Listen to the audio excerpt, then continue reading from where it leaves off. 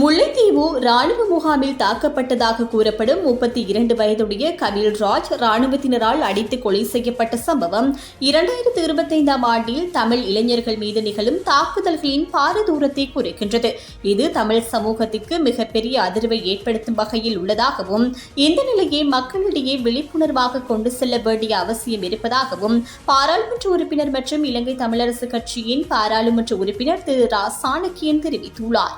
அதன்படி எதிர்வரும் ஆகஸ்ட் 15ஆம் தேதி வடக்கு மற்றும் கிழக்கு மாகாணங்களை உள்ளடக்கி முழுமையான ஹர்த்தாலை முன்னெடுத்து ஒரு கவனஈர்ப்பு போராட்டமாக நடைமுறைப்படுத்தப்பட வேண்டும் என அவர் இன்று நடைபெற்ற ஊடகவியலாளர் சந்திப்பின் போது வலியுறுத்தினார். வணக்கம். இன்று மிக முக்கியமான ஒரு விடயம் சம்பந்தமாக பேசுவதற்காக இந்த ஊடக சந்திப்பை மட்டக்களப்பு மாவட்டத்தில் இருந்து மற்ற ஊடக மையத்தில் இருந்து ஏற்பாடு செய்திருக்கின்றேன். பலருக்கு தெரிந்த விடயம், ஒரு சில நாட்களுக்கு முன்பாக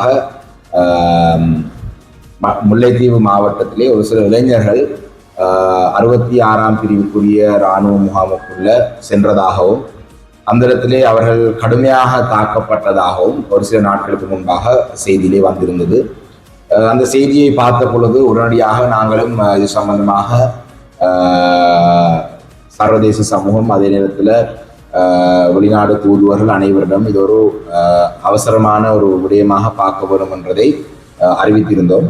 அதனைத் தொடர்ந்து நேற்றைய தினம் நாங்கள் முல்லைத்தீவு மாவட்டத்திலே நேற்றைய முன்தினம் முல்லைத்தீவு மாவட்டத்திலே முத்தையங்கட்டு குளத்திலே இருந்து ஒரு இளைஞருடைய சடலம் மீட்கப்பட்டதாக செய்திகளே அவதானிக்கக்கூடியதாக இருந்தது.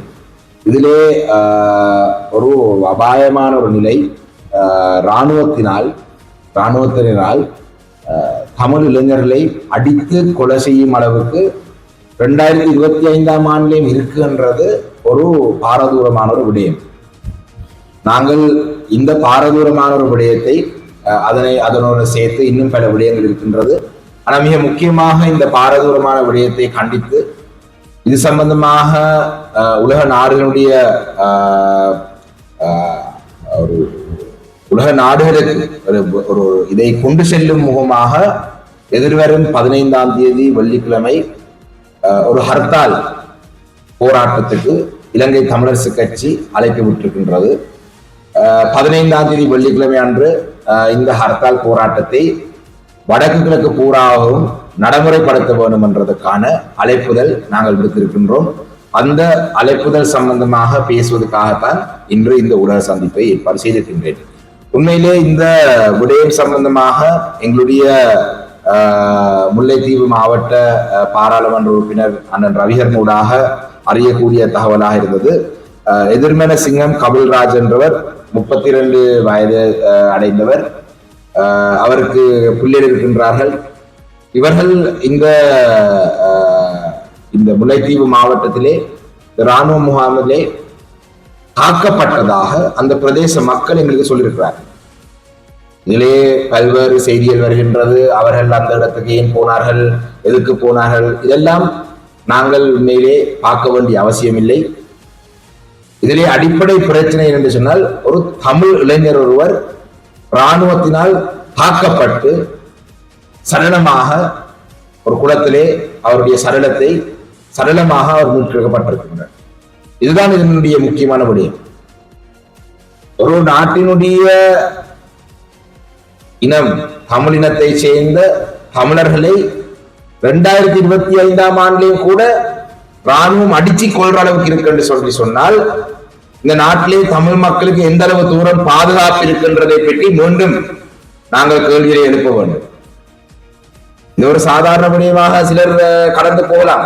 ஆனா இது ஒரு சாதாரண விடயம் அல்ல. இதே போல இராணுவ முகாம்கள் வடக்கு கிழக்கு பூராவும் இருக்கின்றது. இதே போல ஒரு சம்பவம் தென்னிலங்கையில எங்கேயாவது நடந்திருக்கா? தென்னிலங்கையிலே நடந்திருந்தால் இன்று அந்த பிரதேசங்கள் எல்லாம் ஒரு பிரதேசங்களிலே பாரிய அளவிலே பிரச்சனை வந்திருக்கும். ஏனென்றால் சிங்கள மக்களை சிங்கள ராணுவம் அடிச்சு கொண்டால் அப்படி பிரச்சனை வருது. ஆனா ஒரு தமிழ் இளைஞரை சிங்கள ராணுவம் அடிச்சு கொலை செய்யும் பொழுது இந்த விடயத்தை பார்த்து ஒட்டுமொத்த தமிழினமும் மௌனமாக இருக்காமல் நாங்கள் எங்களுடைய கண்டனத்தை தெரிவிக்க வேண்டும்.